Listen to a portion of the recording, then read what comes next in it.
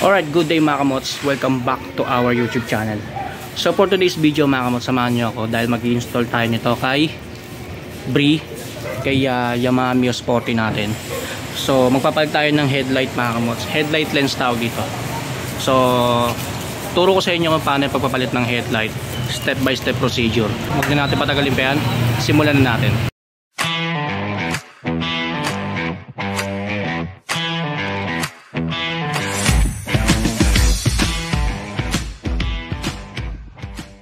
Alright, so kung mapapansin nyo mga kamots, yung headlight lens ni Bree nung nakuha natin siya, ayan, itong nakatakip na yan, yung may sticker na yan, nung binuksan ko yan, nakita ko may basag yung headlight lens. Ayan, basag niya, kumbaga para tinakpan lang ng sticker para hindi makita. So ito rin may crack na. Ayan, na order ko lang to sa Shopee mga kamots, itong headlight lens. Wala pang 200 pesos kasama na yung shipping fee.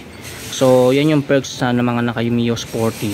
Yan yung kagandahan kasi bukod sa marami ka ng pyesa makikita sa online market, mura pa mga kamots, mura ka pa makakabili. Tulad nitong headlight lens, wala pang 200 pesos to na order ko sa Shopee kasama na yung shipping fee. Ayan.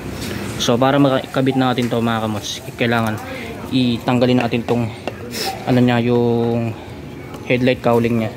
So meron yung tornilyo, bali 5, isa, 2, 3,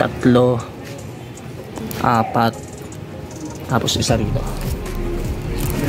5. Ayan. So meron sa inyo, bali 5 tornilyo yung tatanggalin natin para matanggal tong headlight lens cowling niya. So tanggalin na natin. Alright, so yan mga kamots, bali natanggalin natin yung headlight cowling natin. Ayan. So 5 tornilyo, tapos pag natanggal nyo yung 5 tornilyo, tatanggalin nyo itong headlight socket. Ayan, para mahugot nyo na to. Ayan, so bali tatanggalin lang natin dito yung ito mga kamots. Ayan.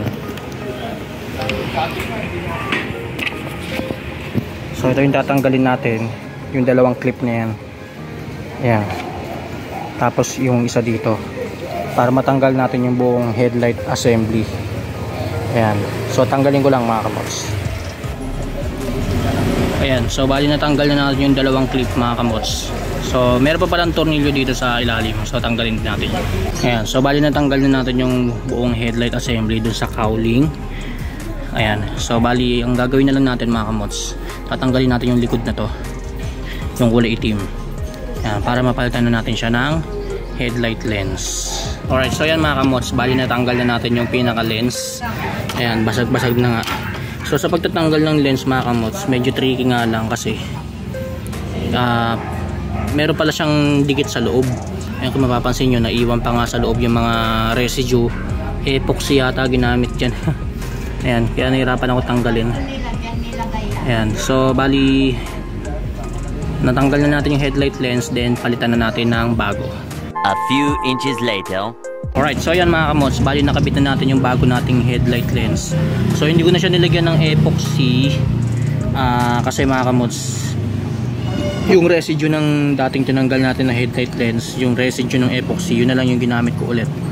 So hindi ko na muna nilagyan ng another epoxy. So tricky, super tricky talaga yung pag kakabit ng headlight lens mga kamots, kasi talagang mag-iingat ka talaga. Kasi kung napapansin nyo yan, itong part na to mga kamots, ayan, itong part na to medyo nagkabasag-basag na nung tinanggal ko yung lumang headlight lens mga kamots, no? Ayan, so wala na siya nakapitan. So luckily meron pa dito 2 sa taas na natira para makabitan nung clip, yung pinaka clip. Ayan, so meron pa naman natira. So okay na yan mga kamots. So bali ibabalik na lang natin yung headlight lens natin. Ayan. Right, so yan mga kamots, bali nabalik na natin yung headlight lens sa may cowling, headlight cowling. Ayan. So bali sa pagbabalik niyan ulit mga kamots, i-clip nyo lang itong 2 clip, then yung tornilyo sa baba. Ayan. Ayan. So napalitan na natin yung headlight lens natin. So baling gagawin na lang natin mga kamots, ibabalik na lang natin siya dun sa pinaka-pwesto doon sa headlight natin. Sa pagbabalik niyan mga kamots, 5 tornilyo lang din. Kung ilan yung tinanggal nyo, so yun lang din yung babalik nyo. 5 tornilyo lang din mga kamots. Ayan. So balik na natin. Ayan. So babalik na natin tong headlight cowling natin mga kamots. So syempre babalik ulit natin yung headlight socket dito sa may headlight mismo, no? Ayan. Ayan. So bali nabalik na natin yung headlight lens socket mga kamots. Yung headlight socket. So sa pagbabalik pala niyan mga kamots, yung headlight socket, so meron kasing 3 naka-usli yan. So bali ang gagawin nyo, tatapat nyo siya doon sa butas. Ayan, tapos iti-twist nyo. Ayan, para mag-lock siya sa loob. Ayan. So yung 3 butas na yan, para yan doon sa 3 naka-usli na bakal dito sa headlight socket. Ayan. So yung pagka nasalpak nyo sa mga butas, iti-twist nyo lang para mag-lock siya. Ayan. So okay na yan mga kamots, balik na natin yung headlight lens cover natin. Ayan mga kamots, balik na natin yung headlight lens cowling natin. So nabalik na rin natin yung 5 tornilyong tinanggal natin. So ayan. So yan, bagong-bago na yung headlight lens ni Bri mga kamots. Unlike sa kanina na basag-basag siya, no. Again, na order ko lang yung sa Shopee mga kamots, no. O wala pang 200 pesos kasama ni shipping fee. So yun yung kagandahan talaga sa mga naka Mio Sporty. Ang daming piyesang mahanap sa online market. Then mura pa mga kamots, no. Ayan, so yan. So testing natin mga kamots, buksan natin yung headlight. Ayan. So gumagana naman yung headlight natin mga kamots. So sa ngayon naka-valve type pa muna tayo. Ayan.